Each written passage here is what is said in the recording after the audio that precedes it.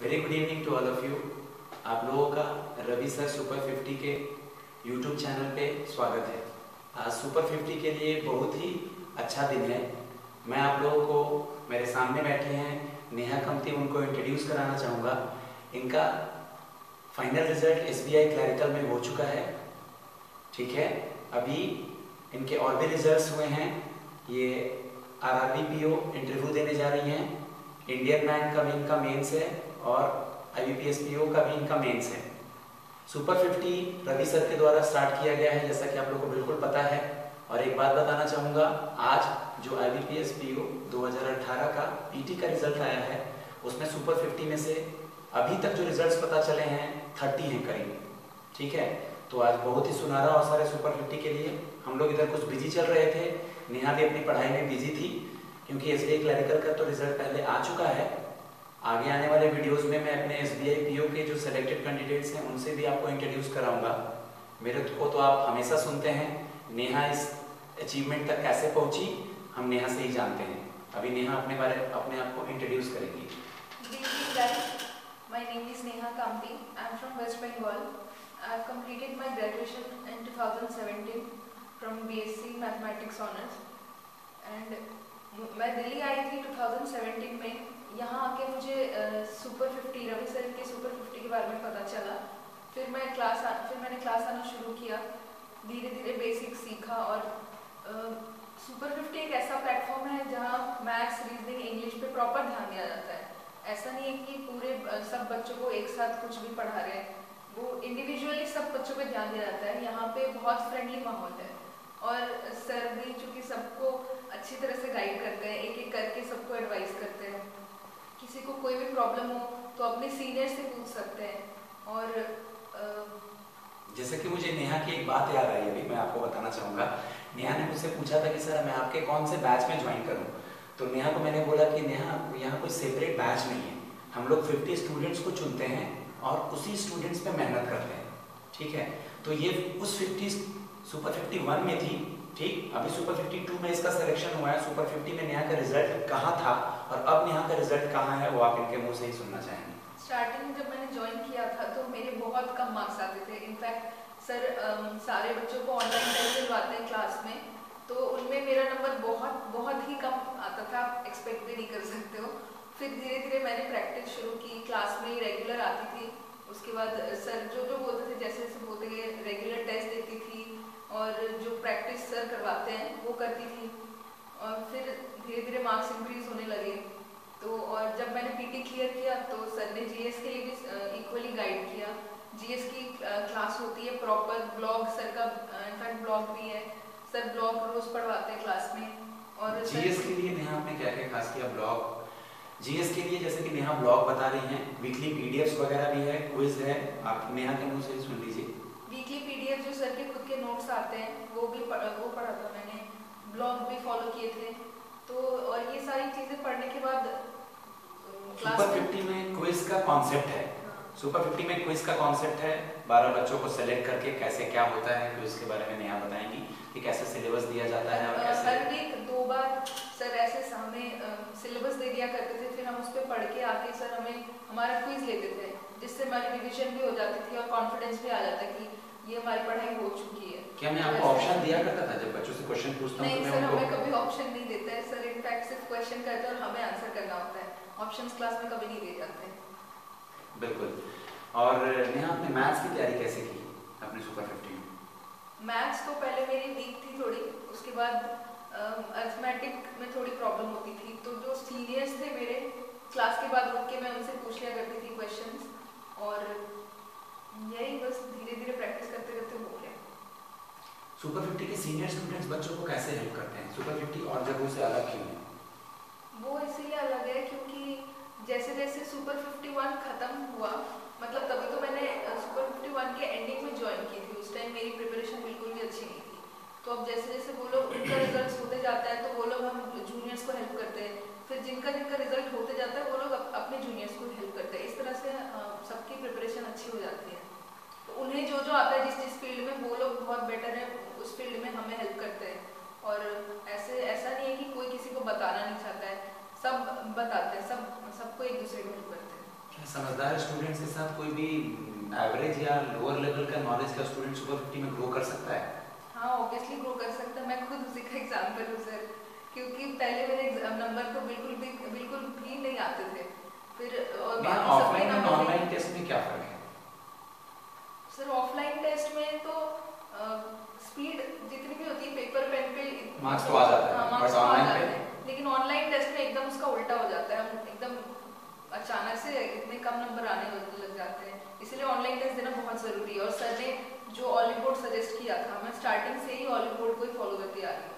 Super 50 के daily 6 hours की class में रीजनिंग, मैथ्स, इंग्लिश के लिए जो टाइमर लगा के क्वेश्चंस हम लोग करते हैं वो कैसे करते हैं?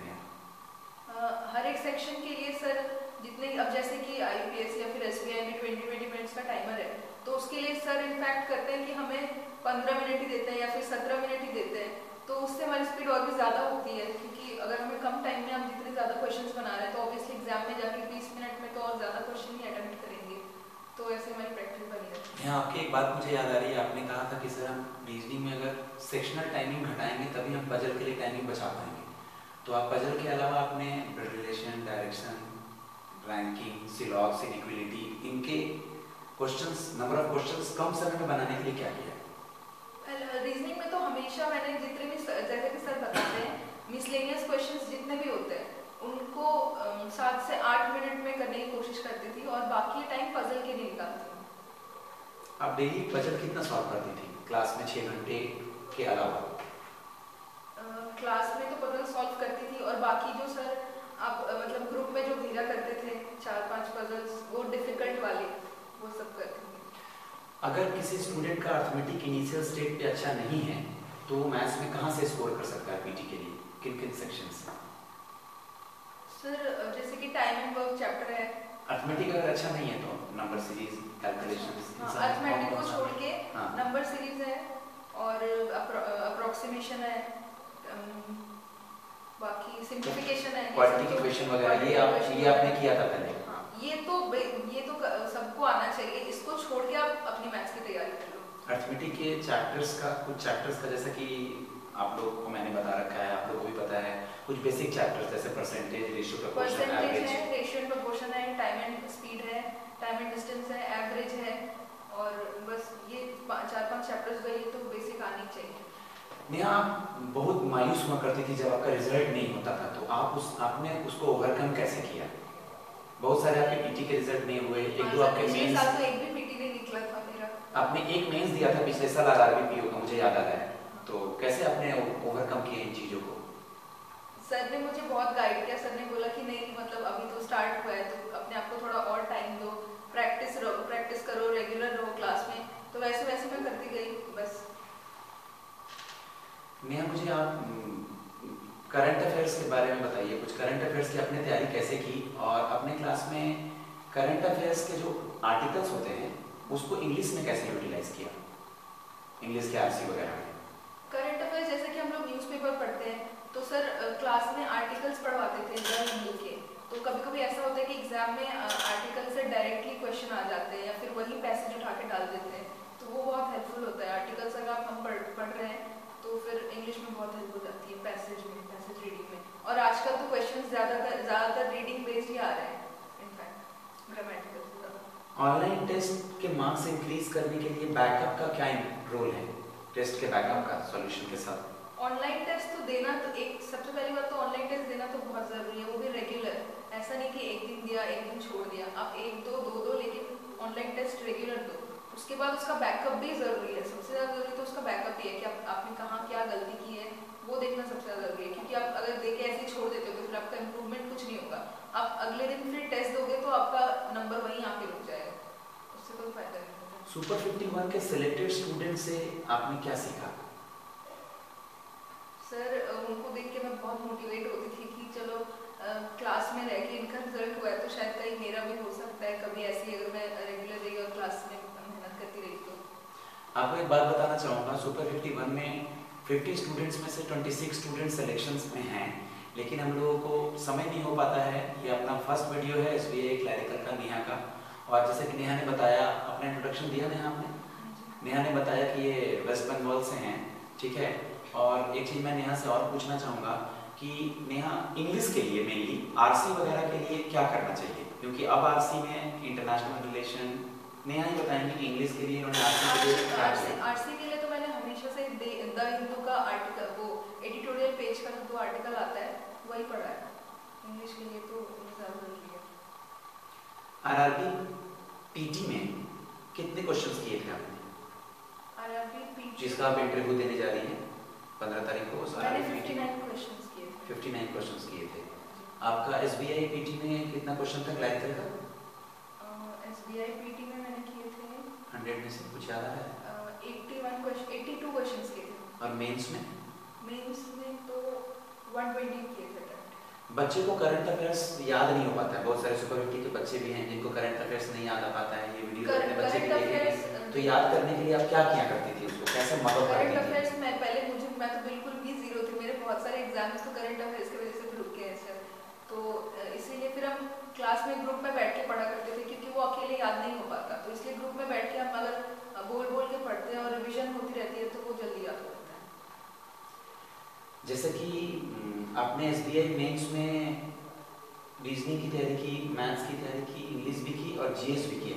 जीएस में पोर्शन स्टैटिक पोर्शन होता है और बैंकिंग, करंट्स तो बदलता रहता है। स्टैटिक और बैंकिंग के बारे में बच्चों को क्या बताना चाहेंगे, उसके नोट्स और उसको पढ़ने के लिए कैसे क्या प्रेफर करें? जो करंट में जो न्यूज़ आती है उसमें जो कंट्रीज या फिर जगहों के नाम होते हैं उसी से रिलेटेड ही क्वेश्चंस आते हैं। इनफैक्ट जो हम करंट पढ़ते हैं ना, उसमें अगर कुछ आपको स्टैटिक का कुछ मिले तो उसको डिटेल्स में पढ़ लो, वही काम आता है। बच्चों को बहुत प्रेशर हो जाता है। जैसे आज ही बहुत सारे बच्चों का रिजल्ट आया, कुछ का नहीं आया, या पहले भी रिजल्ट, मतलब किसी भी स्टूडेंट, एज ए स्टूडेंट बात कर रहा हूँ मैं, मतलब मैं नहीं, अगर आप एक स्टूडेंट हैं, रिजल्ट नहीं आ रहा है किसी का, तो उसके लिए क्या सॉल्यूशन होना चाहिए? तो रिजल्ट नहीं आता तो उस दिन तो बहुत बुरा लगता है। तो मेरी भी यही हालत थी, लेकिन अब अगले दिन तो करना ही पड़ेगा, क्योंकि फिर उसमें भी बहुत टाइम वेस्ट होता है। हम फिर एक दिन रोएंगे, फिर अगले दिन हमें उठ के फिर से क्लास जाना होता है। तो इस रोने धोने से अच्छा कि फिर से लग जाओ यार, क्योंकि होना तो है ही, इतना थोड़ा सा कॉन्फिडेंस रखना पड़ता है अपने आप पे। जब एसबीआई मेंस देने जा रहे थे तो आपको कुछ डर लग रहा था? हाँ सर, ऑब्वियसली मुझे ऐसा लग रहा था कि मुझे कुछ नहीं आता है। फिर एग्जाम हॉल में जाके, चूँकि रीजनिंग सेक्शन हमारे टाइम पे बहुत ज़्यादा टफ आई थी, तो मैंने तो सोचा था कि एक बार को तो मेरा एकदम से कॉन्फिडेंस लूज हो गया कि रीजनिंग अब तो मैं गई, अब मेरे नहीं हो सकता है। लेकिन फिर अगर एक सेक्शन टफ होती है तो दूसरी सेक्शन ईजी भी होती है। तो मैथ्स और इंग्लिश और जीएस सही थे, मतलब ठीक थे, और रीजनिंग बहुत टफ आई थी। इंग्लिश सेक्शंस के लिए बच्चों को ग्रामर वगैरह पे या फ्रेजल वर्ब पे, ट्रू फिगर्स पे ध्यान देना चाहिए? ग्रामर से एरर डिटेक्शन के लिए थोड़ा ज़रूरी होता है, बाकी फ्रेजल और टू फिगर्स ये सब ज़्यादा देखना चाहिए, और रीडिंग स्किल्स अपनी ज़्यादा बढ़ानी चाहिए। क्लियर में डिस्क्रिप्टिव नहीं है, लेकिन पीओ के पेपर में डिस्क्रिप्टिव है, बीओबी में है, अभी आईबीपीएस पीओ में है। तो लेटर और ऐसे का प्रैक्टिस बच्चे कैसे कर सकते हैं? आपने भी देना ही है अभी आईबीपीएस पीओ, पहले भी आपने दिया है एग्जाम्स, तो आप लेटर्स और ऐसे के लिए क्या करती हैं? सर लेटर्स और ऐसे तो अभी तो ये सब तो मुझे भी देना बाकी है, लेकिन मैं इतना ही बोल सकती हूँ कि हर दिन एक लेटर या फिर कोई टॉपिक उठा के हम अगर उस पर लिखना शुरू करते हैं तो वैसे प्रैक्टिस बनी रहती है। और एग्जाम में ऐसा कुछ सर्टेन नहीं होता कि हमें पता होता कि इस टॉपिक पे आएगा, तो फिर कुछ भी आ सकता है। तो इसलिए अगर हम लिखने की आदत डालेंगे तो वहाँ पे कंटेंट थोड़ा बहुत हमारे पास रहेगा टॉपिक्स। अच्छा, क्विज की क्लास से आपको क्या फायदा मिला? आपने कभी पेन जीता है क्विज में? हाँ सर। पेन जीता है कितनी बार?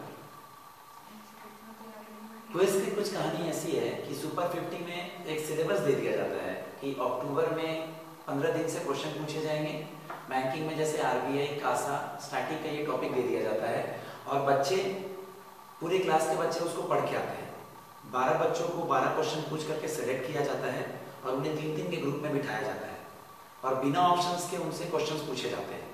ठीक है, उन्हें मार्क्स दिया जाता है, जो जीतता है उनको पेन दिया जाता है। तो क्विज में बैठने के बाद, मतलब इन लोगों की हड़बड़ाहट के बारे में नेहा ही बताएंगे कि जब क्विज में बैठते हैं तो ये लोग मुझे ही समझने लगते हैं कि सर हमारे ग्रुप से टफ क्वेश्चन पूछ रहे हैं केबीसी की तरह। क्विज के बारे में नेहा ही कुछ बताएंगे। क्विज का तो बहुत ही अलग एक्सपीरियंस होता है। एक तो हमें ऐसा हो जाता है कि नहीं, हमें ही सारे आंसर्स देने होते हैं, और फिर सर के क्वेश्चंस भी कुछ टफ होते हैं। मतलब ये बोलना चाह रही है कि हम जो पढ़ के आते हैं सर उसी में ट्विस्ट कर देते हैं। गाइस, एक छोटा सा क्वेश्चन का एग्जांपल दे रहा हूँ। आजकल सब पढ़ता है कौन जीता, ठीक, क्या टूर्नामेंट का नाम था, बट किसको हराया वो लोग भूल जाते हैं। ठीक है गाइस, मैं ज़्यादा समय नेहा का भी नहीं लेना चाहूँगा और मैं ये कंक्लूड करना चाहूँगा 2-3 बातों को बोल करके कि किसी भी एग्जाम्स के फेलियर से सीखिए, हाँ कि नहीं, अपनी गलतियों पे काम कीजिए, क्योंकि अगर आप 1-2 दिन नहीं पढ़ रहे हैं, अगर आप 1-2 दिन नहीं पढ़ते हैं तो अपना भी समय आप वेस्ट करते हैं। सर एक दिन में प्रैक्टिस छूट जाती है या फिर हम घर चले जाते हैं तो हमें फिर से वहीं से शुरू करना होता है, बहुत स्लो हो जाता है। क्योंकि नेहा आपका भी एक बात मुझे और भी याद आ रहा है कि सर हम लोग जब मेंस की तैयारी करने लगते हैं तो पीटी की स्पीड कम हो जाती है। हाँ सर, बिल्कुल। क्योंकि मेंस का जो टेन्योर होता है वो थोड़ा, मेंस में हमें पीटी में हमें स्पीड चाहिए और मेंस में हमारी नॉलेज ज़्यादा होनी चाहिए, तो इसीलिए तो प्रैक्टिस तो दोनों की बहुत ज़रूरी है। ठीक है, गवर्नमेंट सिक्योर सेक्टर्स तो प्राइवेट सेक्टर से बिल्कुल ही अलग है। ठीक है, और इसमें ये है कि आपको मेहनत करना पड़ता है बट अंततः जॉब लग जाता है। इसके बारे में कुछ बोलना चाहेंगे बच्चों को? हाँ सर, ये तो एक प्राइवेट सेक्टर में तो आपको जॉब तो मिल सकती है, इनफैक्ट ज़्यादा सैलरी भी होगी, लेकिन गवर्नमेंट में है कि आप इतनी मेहनत करके एक बार लग जाते हो, उसके बाद एक सिक्योरिटी रहती है, लाइफ फ्यूचर सिक्योर होता है आपका, एक रेप्यूटेड जॉब मिल जाती है आपको।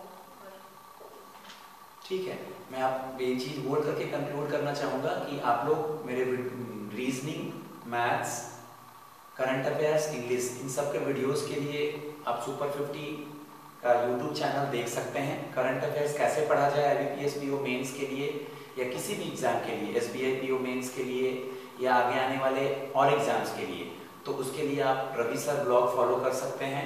ठीक है, आज बस मैं इतना बोलकर ये खत्म करना चाहूँगा। नेहा को उनके भविष्य के लिए बहुत बहुत धन्यवाद देना चाहूँगा और मैं चाहूँगा कि नेहा जल्दी से मुझे एक बार और इंटरव्यू लेने का मौका दे PO बनने के बाद।